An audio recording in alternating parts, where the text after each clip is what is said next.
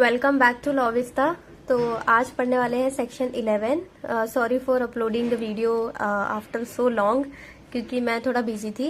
तो अब से रेगुलर वीडियोस आएंगी। सेक्शन 11 पे हम पढ़ने वाले हैं कि रेंट में इंक्रीज कैसे कैसे होता है। Increase in rent due to improvement, special और एडिशनल जो रिपेयर होते हैं या स्पेशल या हैवी रिपेयर्स होते हैं, तो उन केसेस में जो रेंट इंक्रीज होता है उसके बारे में सेक्शन 11 में बताया गया है।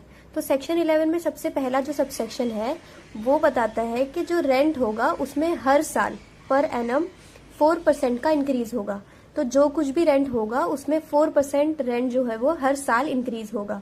ठीक है। जो एक्सप्लेनेशन है वो एक्सप्लेनेशन ये कह रहा है कि जो कंप्यूटेशन होगा, जो हम लोग गिनती करेंगे वो कमेंसमेंट के बाद से 1 साल के अंदर, समझ लो कि ये एक्ट कमेंसमेंट में आता है, उसके बाद से 1 साल हुआ तो वो टाइम पर 1 साल पूरा हुआ, अब 4% इंक्रीज हो जाएगा। ये बताता है सबसेक्शन 1 ऑफ सेक्शन 11।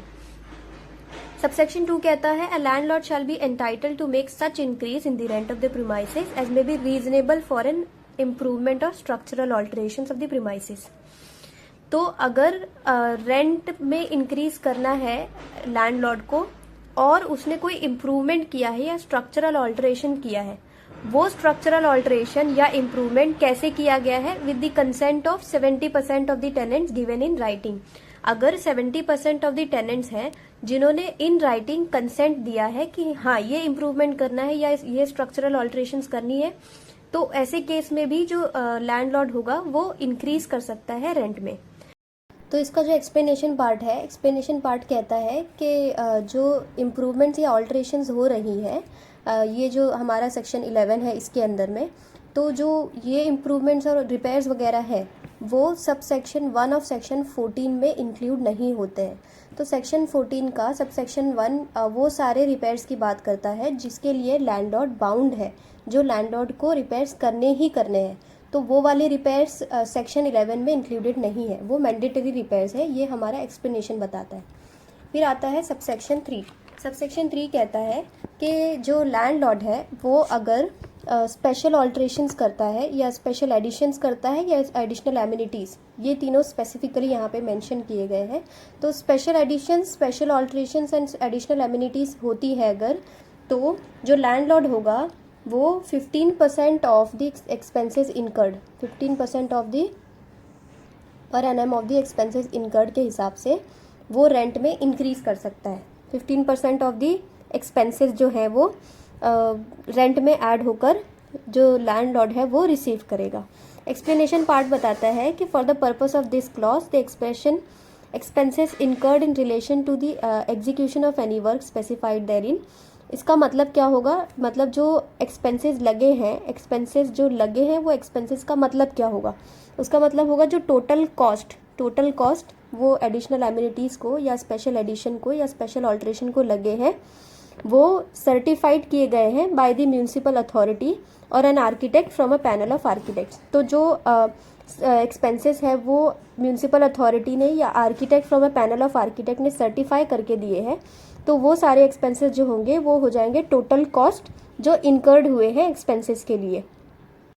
अब जो क्लॉज बी है, क्लॉज बी क्या कह रहा है कि जो इंक्रीज होगा रेंट में, वो जो लैंडलॉर्ड है रेंट में इंक्रीज करने के पहले उसे क्या करना पड़ेगा, सर्टिफिकेट लाना पड़ेगा म्यूनिसिपल अथॉरिटीज़ के पास से कि जो काम उसने करना था, जैसे एडिशन करना था, ऑल्ट्रेशन, इम्प्रूवमेंट या एमिनिटीज़ करनी थी, ऐड करनी थी, तो वो लैंडलॉर्ड ने कंप्लीट कर दी है इन कन्फर्मिटी विथ इट्स रिक्वायरमेंट। जो जो रिक्वायरमेंट थी उसकी कन्फर्मिटी के साथ लैंडलॉर्ड ने वो सारे एडिशंस, ऑल्टरेशंस, इम्प्रूवमेंट्स और एमिनिटीज़ जो है वो कंप्लीट कर दी है। वो कंप्लीशन सर्टिफिकेट जब लैंडलॉर्ड लेकर आता है म्यूनिसिपल अथॉरिटी के पास से, उसके बाद लैंडलॉर्ड जो क्या कर सकता है, रेंट में इंक्रीज कर सकता है 15% पर एनम का। क्लॉज सी कहता है कि अगर लैंडलॉर्ड ने जो इम्प्रूवमेंट्स करनी थी, एडिशंस करनी थी, ऑल्ट्रेशंस या एमिनिटीज़ ऐड करनी थी, वो फेल हो जाता है वो करने के लिए, वो नहीं करता है, तो जो टेनेंट्स हैं, टेनेंट्स क्या कर सकते हैं, वो अप्रूवल ले सकते हैं म्यूनिसिपल अथॉरिटी की, और वो अप्रूवल लेने के बाद में जो म्यूनिसिपल अथॉरिटी है वो उन्हें अप्रूवल देगी, नेचर ऑफ वर्क बताएगी कि क्या नेचर ऑफ वर्क है, क्या एडिशंस करनी है, इम्प्रूवमेंट्स वगैरह उसकी डिटेल्स बताएंगी, और जब अप्रूवल मिल जाएगा तो उसके बाद जो टेनेंट्स है वो उस काम को एग्जीक्यूट करेंगे, जो वर्क है उसे एग्जीक्यूट करेंगे, और जो भी एक्सपेंसेस लगा है उसमें करने में जो भी खर्चा लगा है वो जो टेनेंट्स है वो लैंडलॉर्ड के पास से उसे रिकवर करेंगे। लैंडलॉर्ड उन एक्सपेंसेस पे बाइंडिंग होगा, तो टेनेंट जो होंगे वो एंटाइटल होंगे to deduct the amount of expenses incurred for such work. अब वो डिडक्ट कर सकते हैं फ्रॉम द रेंट, या फिर वो रिकवर कर सकते हैं लैंडलॉर्ड से अदरवाइज, जैसे उसके अगेंस्ट में सूट फाइल करके वो लोग रिकवर कर सकते हैं लैंडलॉर्ड के पास से, प्रोवाइडेड कि जब जो वर्क है वो जॉइंटली एग्जीक्यूट किया गया है बाय द टेनेंट्स, तो जो अमाउंट डिडक्ट किया जाएगा वो सेम प्रोपोर्शन पे चलेगा जो रेंट वो पे करते हैं। For example A B C 3 tenants हैं, ए का जो है वो 10,000 जो है वो रेंट है, बी का 20 है और सी का फॉर एग्जांपल 15 है। तो जो एक्सपेंसेस लगे हैं वो इनके जो रेंट के जो अमाउंट्स हैं उसके हिसाब से प्रोपोर्शनली डिवाइड हो जाएंगे, ये प्रोवाइजो कहता है। Provided further that the total amount so deducted or recoverable shall not exceed the amount of expenses incurred for such work। तो जो एक्सपेंसेस लगे हैं, फॉर एग्जांपल 10 लाख रुपीज़ का एक्सपेंस लगा है रिपेयर करने के लिए और एडिशनल एमिनिटीज़ ऐड करने के लिए 10 लाख रुपीज़ का एक्सपेंस लगा है, तो वो जो 10 लाख रुपीज़ है वही जो है वो रिकवर किए जाएंगे बाय दी टेनेंट्स, उससे ज़्यादा जो है वो अमाउंट रिकवर नहीं किया जाएगा बाय दी टेनेंट। तो दूसरा प्रोवाइजो है वो ये कहता है। एक्सप्लेनेशन पार्ट बताता है कि म्यूनिसिपल अथॉरिटी क्या क्या होगी। तो म्यूनिसिपल अथॉरिटी 3 तरह की है। पहला, म्यूनिसिपल कॉरपोरेशन में जो म्यूनिसिपल कमिश्नर होता है या any other officer of municipal corporation, and in second case municipal council. Municipal council के केस में जो चीफ ऑफिसर होता है काउंसिल का वो, और कैंटनमेंट के केस में the executive officer of the cantonment. B point कहता है जो expression expenses incurred for such work का मतलब है जो सर्टिफाइड है बाय द म्यूनिसिपल अथॉरिटी और architect from panel of architects, ये हमने ऊपर भी पढ़ा है। डी पॉइंट कहता है in respect of any work executed by the tenant under clause C and where the total amount of the expenses incurred for such work is deducted or recovered।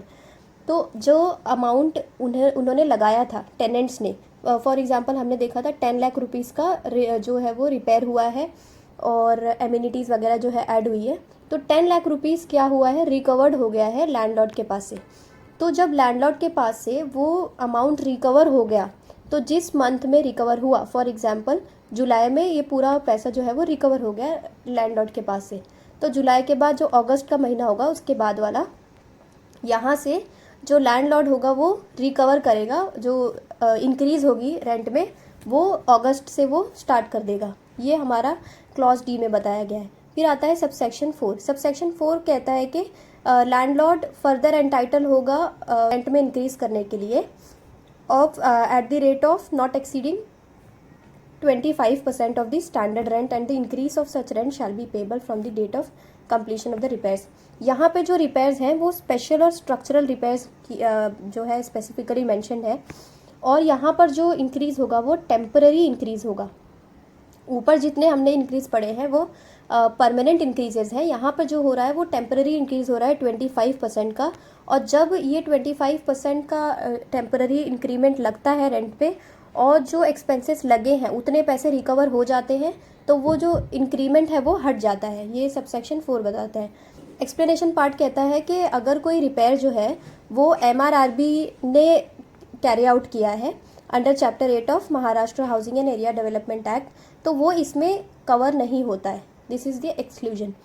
Clause B says that before making any increase under subclause A, the landlord shall obtain in prescribed manner and in prescribed form a declaration from the prescribed authority or architect from a panel of architects notified by the state government for the purpose of this act। तो increase करने के पहले ये 25% वाला increase करने के पहले जो लैंडलॉर्ड है उसे एक डिक्लेरेशन जो है वो लेकर आनी पड़ेगी।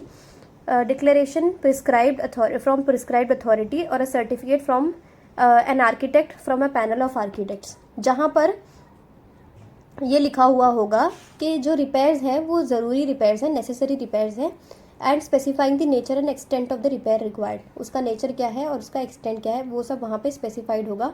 जो एस्टिमेटेड कॉस्ट है, क्या एस्टिमेटेड कॉस्ट लगने वाला है, और जो रिपेयर जब हो जाएगा तो लैंडलॉर्ड प्रिस्क्राइब मैनर में ये भी बताएगा, and in prescribe form a certificate from the such prescribe authority और such architect confirming that the repairs were carried out in accordance with the declaration. एक बार डिक्लेरेशन दिया जा रहा है जिसमें लैंडलॉर्ड असर्ट कर रहा है कि नेचर ऑफ वर्क क्या है और जो रिपेयर है वो ज़रूरी है और वो रिपेयर करने के लिए कितना एस्टिमेटेड कॉस्ट लग रहा है। और ये पूरा होने के बाद में एक सर्टिफिकेट वो लेकर आएगा कि जो डिक्लेरेशन में उसने बताया था उसी हिसाब से उसने वो सारे काम कर दिए हैं। Certificate aforesaid and fixing the date of completion of the repairs and the actual expenses thereof. Clause C कह रहा है कि जो रेंट है, जो इंक्रीज इन रेंट है, वो रिकवर किया जाएगा on the basis of actual expenses incurred.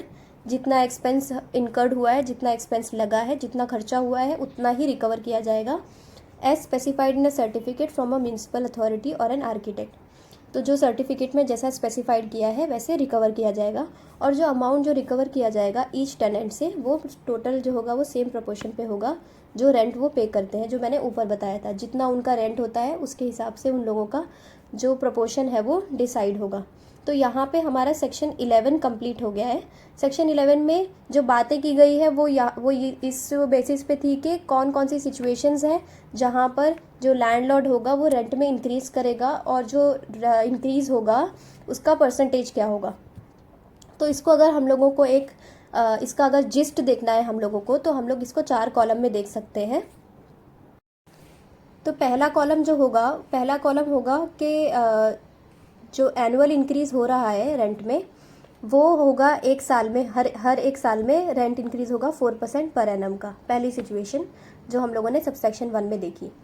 दूसरी सिचुएशन क्या होगी कि जो इम्प्रूवमेंट्स या स्ट्रक्चरल ऑल्ट्रेशंस होते हैं with the consent of 70% tenants, तो उसके बाद में रीजनेबल रेंट इंक्रीज किया जा सकता है बाय द लैंडलॉर्ड। तीसरी सिचुएशन क्या थी, अगर स्पेशल एडिशंस, ऑल्ट्रेशंस, एमिनिटीज़ या स्ट्रक्चरल इंप्रूवमेंट्स होते हैं तो लैंडलॉर्ड क्या कर सकता है, 15% ऑफ द एक्सपेंसेस इनकर्ड वो इंक्रीज कर सकता है। ये तीसरी सिचुएशन थी। और चौथी सिचुएशन क्या है कि टेम्पररी इंक्रीज हो सकता है स्ट्रक्चरल या स्पेशल रिपेयर के कॉन्सिक्वेंसेस में। तो लैंडलॉर्ड क्या करेगा, वो 25% ऑफ द स्टैंडर्ड रेंट में इंक्रीज कर देगा, और इसके लिए उसको रिक्वायर्ड है certification of necessity and actual expenses. तो यहाँ पर जो सिचुएशन 1, 2 एंड 3 थी, ये वाली और ये वाली, ये तीनों situations, these 3 situations are permanent. इनमें जो भी रेंट में इंक्रीज होता है those increments are permanent increases in rent. लेकिन जो चौथी सिचुएशन है जहाँ पे 25% ऑफ स्टैंडर्ड रेंट इंक्रीज होता है वो टेम्पररी है। ये तब तक चलेगा जब तक कि जो एक्सपेंसेस लगे हैं वो रिकवर नहीं हो जाते हैं बाय द लैंडलॉर्ड। तो यहाँ पर हमारा सेक्शन 11 पूरा कंप्लीट हो गया है। अगर आप लोगों को कोई भी डाउट है, कोई भी सजेशन या कोई भी आप लोगों को कोई टॉपिक नहीं समझ में आया तो आप मुझे कमेंट सेक्शन में पूछ सकते हैं। So I will make sure to reply all the comments. Thank you so much for watching the video.